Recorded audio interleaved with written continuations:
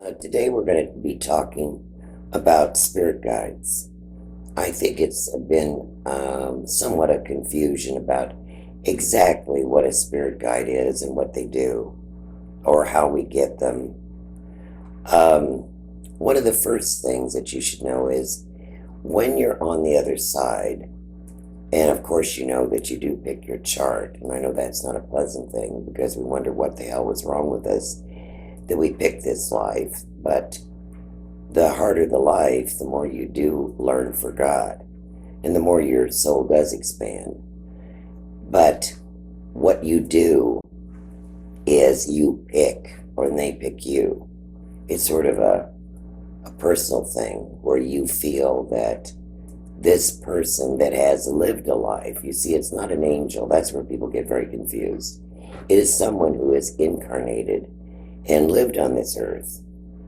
And by council, which is a group of people on the other side, also help you in deciding who would be the best for you to go along with you. I like to call them the nudging spirits along the way. They're the companion spirits. They always stand to the right of you, not to the left. They're always to the right. They never, ever lead you. They never, ever leave you. They never, never control you. But what they do try to do is ticker tape messages through your mind. My guide, for instance, said that there is no time on the other side, but if she said if you were to measure it, she trained for something like 700 years, maybe in our time, to be my guide. Now, my guide is a communicating guide, which means I hear her and I also can trance. And, she comes in. But even if you don't hear them audibly, let me give you an example.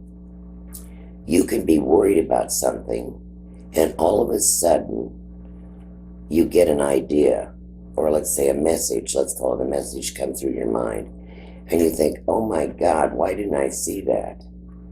A good way to do this is before you go to bed at night, is say to your guide, I have a female guide, is because I'm so linear that I needed a female guide to balance me out. And I've always been convinced of that. But she is very direct and straightforward. And I am, but I think she's even more cut and dried. And I know every time she's come in, she's always very succinct to the point. And I've never, ever, and I always have, and I hate to admit this, but I've always have said, I got you now. It's not true. Because she told me at one time that she was Mayan and Inca. And I said, no, you're not. Well, I talked to Austin Warburton, who was a great historian.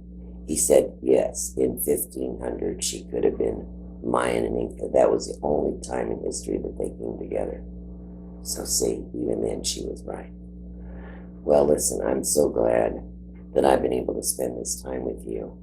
And I hope you have much success with finding your guide. And you will if you keep it up. And God bless you and keep you.